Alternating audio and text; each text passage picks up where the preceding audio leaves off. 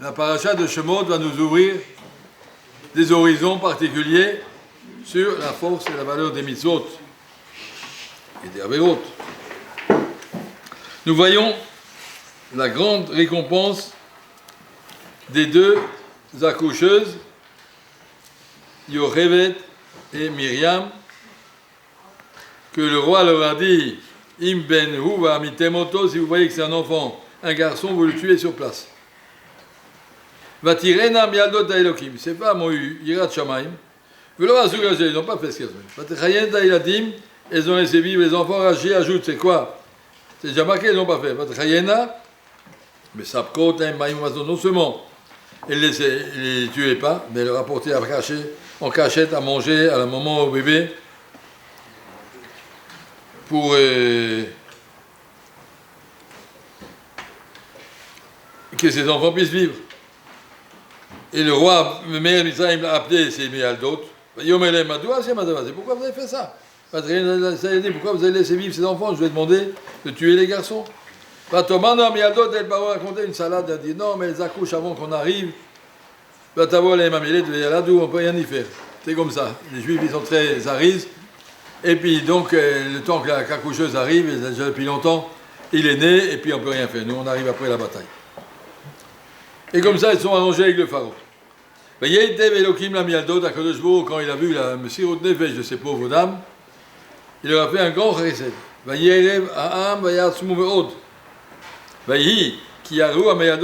Puisque ces femmes avaient tel Yirat Shamayim, leur a fait des maisons. C'est quoi, il a fait des maisons, Rachidi? Bate Kuruna ou Levia ou Malchut. Kuruna ou Levia, mais Yochevet a mérité que ses enfants ils sont des Lévites, mais même son fils Aaron à Cohen. Et Malchut de Myriam, et Myriam sera la mère de David Amelech, l'ancêtre David Amelech, puisqu'elle va se marier avec Chour, et tout ça, c'est l'ancêtre du roi David. Par quel mérite?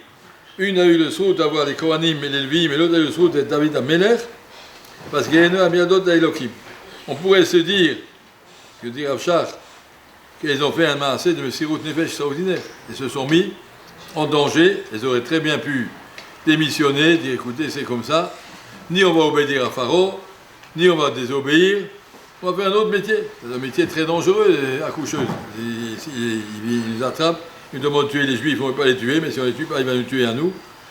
Ils auraient pu fuir, mais non, ils ont tenu leur place. On appelle ça Messirut Nefesh. Ils ont donné leur vie, ils ont apporté même à manger. Par tous les moyens, il fallait sauver ces femmes et ces enfants. Mais le passage précise, parce que ces dames ont eu Yirat Shamayim, elles ont reçu leur grande récompense. Et Rav Shach dit, ne croyez pas que la réponse, elle vient à cause de la Messirut Nefesh. Elle vient à cause de ce dévouement, ils sont prêts à se mettre en danger, pas pour ça. Et la récompense n'est pas venue par le fait qu'ils ont fait un tel chesed au Ham Israël, ils ont permis au Ham Israël d'exister alors que Pharaon voulait détruire. La récompense est venue pour une chose, parce qu'ils avaient Yirat Shamayim. Et ils n'ont pas fait ça pour dire par humanisme, se sacrifier pour sauver les autres. Il y a plein de gens qui ont fait ça, dans toutes les armées. Il y a plein de gens ils aiment Moser Nefesh pendant faire des faux papiers pendant la guerre, ils se cachaient. Très bien, magnifique. Si tu l'as fait par Yirat Shamayim, tu auras une récompense. Si tu l'as fait pour autre chose, tu auras la valeur de l'autre chose pour laquelle tu l'as fait. Fais-toi payer par ceux qui t'a envoyé. La mitzvah, elle est proportionnelle au coefficient d'Yirat Shamayim que tu y mets. C'est vrai que Mito Shilo Lishma Ba Lishma. C'est vrai que si j'étudie pour le kavod, pour me montrer, pour réussir ma carrière, c'est déjà pas mal. Pourquoi? Mito Shilo Lishma Ba Lishma, parce qu'un jour tu arriveras à étudier les Shem Shamayim. Mais en tant que tel, ce n'est pas une grande valeur. Tu n'étudies pas pour la mitzvah. Un homme doit apprendre à étudier parce qu'Akadosh Baruch Hu lui a demandé. Ki yaru amialot d'Elohim, ça veut dire je respecte le Shulchan Aruch. Il y a dans le Shulchan Aruch des halachot, qu'est-ce que je dois faire, et on vit d'après le Shulchan Aruch. On ne se laisse pas impressionner par toutes sortes de pharaons et toutes sortes de dangers. Si le Shulchan Aruch dit cette sorte de danger-là, il faut se mettre en danger pour ne pas le faire. Pour ne pas tuer un enfant juif, eh bien, il arrive à y avoir. Et pour toutes les situations qu'ils ont fait apporter à manger, c'était qu'ils ont considéré que le danger n'était pas assez grand pour ne pas faire la mitzvah. Ils ont vécu avec Yirat Shamayim, ils ont vécu avec la halakha, et celui qui vit avec la halakha, même dans des situations difficiles, quand le jour lui a compliqué la mitzvah, il l'a faite quand même, il a une grande récompense. Toutes les mitzvot sont par rapport au coefficient de Yirat Shamayim que tu y mets. Tu étudies la Torah parce qu'Hachem t'a demandé, parce que c'est la Torah d'Akadosh Baruch Hu, parce que tu veux connaître la Torah d'Hachem. C'est très bien.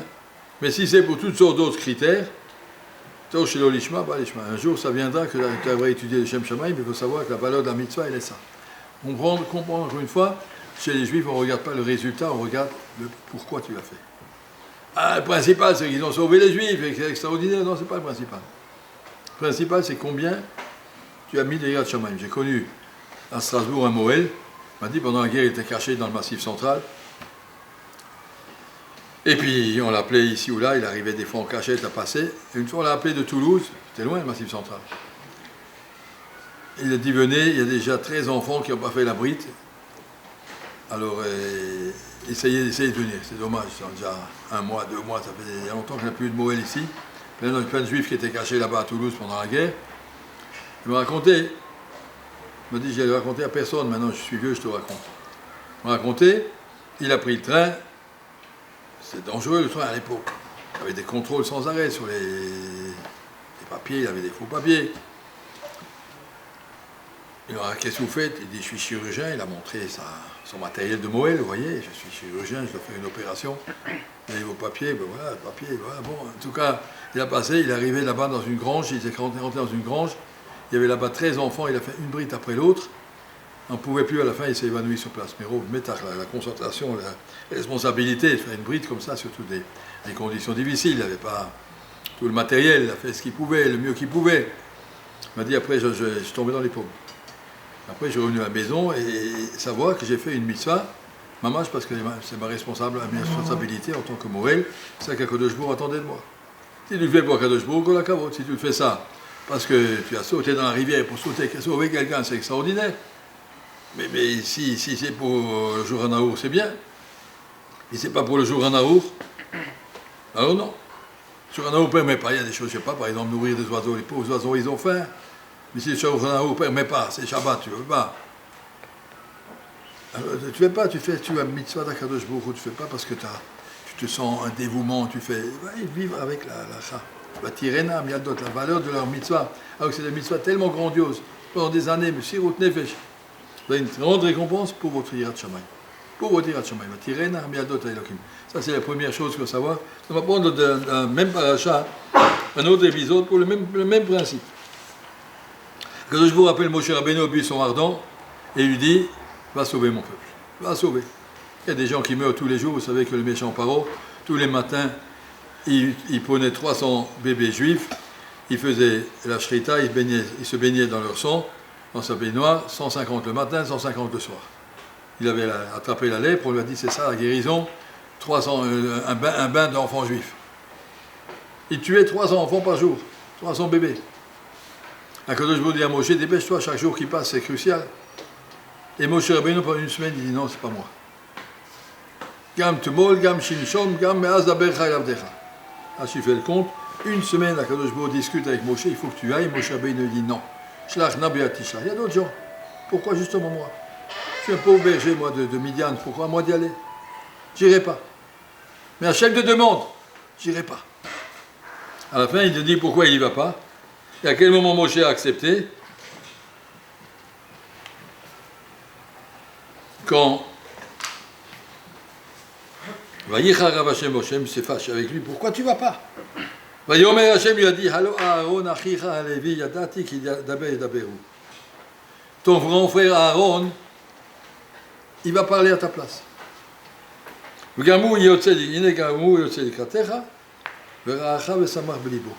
en train de sortir à ta rencontre, il va te trouver, il sera heureux de te trouver. Lui, il sera ton haut-parleur. Toi, Moshe, tu lui diras ce qu'il faut dire, et Aaron, il parlera à voix haute. Moshe reste mon chaliach, Aaron sera transmettra. À ce moment-là, Moshe a accepté. Et Rashi nous dit, pourquoi Moshe a attendu qu'Hachem lui dise V'ra'acha v'samach belibo? Parce que Moshe, pendant toute la semaine, a dit à Kadosh Baruch Hu, Aaron était avec les Bnei Israël en Mitzrayim. Pendant 40 ans que moi j'étais enfui à Midian, il était avec eux. Pendant 40 ans que j'étais dans le palais de Pharaon, il était avec eux. Il a souffert toutes leurs souffrances. C'était lui le Navi, le Gdolador, le chef en Égypte, on prenait conseil. Chez Amram, et après la mort d'Amram, chez Aaron, Aaron était le chef. Et puis Tom arrive un monsieur inconnu qui va lui prendre sa place. C'est pas joli. Il va souffrir. Il va être vexé. Il va être déçu. Je ne ferai pas ça à un juif. Kadosh Baruch Hu ne peut pas me demander de faire souffrir quelqu'un, je ne le ferai pas. Jusqu'à Kadosh Baruch Hu lui dire il va te voir, il sera heureux. Il n'y a aucune jalousie en lui. Il a une telle pureté d'âme. Aaron, Kadosh Baruch Hu lui a donné après une décoration sur son cœur, c'est quoi? Le choshen, le pectoral avec les 12 pierres, en récompense que ton cœur était tellement pur. J'ai pas dans mon cœur aucun ressentiment que Moshe il m'a contourné, il m'a pris ma place, c'était pas la place, Hachem l'a nommé à lui, c'est pour lui, il n'y a aucun problème, il n'y avait aucun sentiment, aucun ressentiment, aucune jalousie, rien du tout. Il n'était pas vexé, il n'était pas déçu, il n'était pas jaloux. De sa marque, mais quand je vois témoigner, là Moshe a dit, bah, si ça va, alors je dois y aller tout de suite, il y aller. Mais tant qu'il pensait qu'en faisant cette mitzvah, il va faire une avera, mitzvah, bah, avera, pas tout. J'y vais pas. J'y vais pas. Que le Jbour lui a dit, vas-y, il y a les enfants, mais c'est pas moi, je peux pas y aller. Un autre système, pas moi. Parce que le Jbour lui dit, et pourquoi Kadosh va proposer alors? Comme dit Sayon. Pour voir, il a insisté, mais il ne fallait pas qu'il accepte. S'il avait accepté, il aurait fait une bêtise. Il ne fallait pas qu'il accepte. Parfois, Kadosh Baruch Hu te propose pour voir si tu refuses. Son Isaïon, c'est de refuser. Il a refusé. Il a tenu tête à Kadosh Baruch Hu pendant une semaine. J'irai pas. Jusqu'à ce que Kadosh Baruch Hu témoigne, tu peux y aller. Moshe, Aaron va venir. Il sera heureux de te retrouver. Il n'a aucune jalousie. Alors j'y vais. Alors j'y vais. Comprendre si c'est pour faire une mitzvah, mais pour sauver l'âme Israël. Vas-y, ils attendent. Let my people go. On veut partir. Laisse-nous partir. On ne partira pas si c'est sur le compte de la souffrance de quelqu'un. Le Rav de Brisk a dit une fois, dans le Repraim, s'il y a un juif qui doit mourir pour que le Mashiach vienne, eh bien on va prier pour qu'il ne meure pas. On n'a pas le droit de faire mourir un juif, Khalila, d'en savoir. Aucune mitzvah ne passera par la souffrance de l'autre, ça n'existe pas ça. Mitzvah bablavera, c'est pas bien. Hein, savoir chez nous, ce n'est pas le résultat qui compte, la même chose que j'ai dit avant, de même que pour les Yocheved et Myriam, ce n'était pas le résultat pour lequel ils ont été félicités. Mais sur la motivation, la même chose, Moshe Rabbeinu, il n'a pas regardé le résultat, il a regardé ce que tu me demandes. Tu me demandes de faire une avéra, je ne le ferai pas. Jusqu'à ce qu'Hachem témoigne, le Ra'achav et Samach Belibo.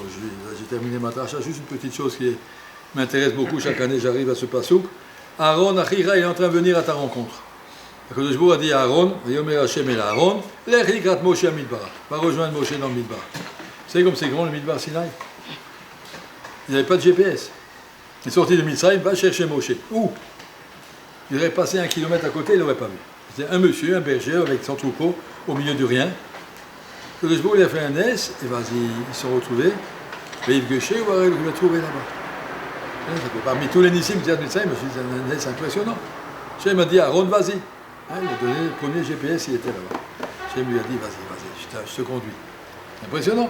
Un S qui est marqué dans le passage ici. En tout cas, voilà, pour nous, à savoir que ce qui compte dans la vie, que le Jbour ne juge pas, ne nous demande pas des résultats. Un parcours, il dit, moi j'avance, je travaille, j'avance pas. Hachem t'a pas demandé des résultats, t'as demandé un effort. Hachem t'a pas demandé, montre-moi ce que tu sais faire. Un parcours, il a beaucoup de facilité, il connaît par cœur, mais tu n'as pas dit Rat Shamaim. Tu viens quand tu veux, tu pars quand tu veux, tu fais ce que tu veux, de toute façon tu es sommaire sur ton intelligence, ça ne vaut pas grand-chose ton truc. Ce qui compte, c'est combien tu es Yirat Shamaim, combien tu fais les choses avec le respect de la halakha, le respect de la Kadosh Baruch Hu.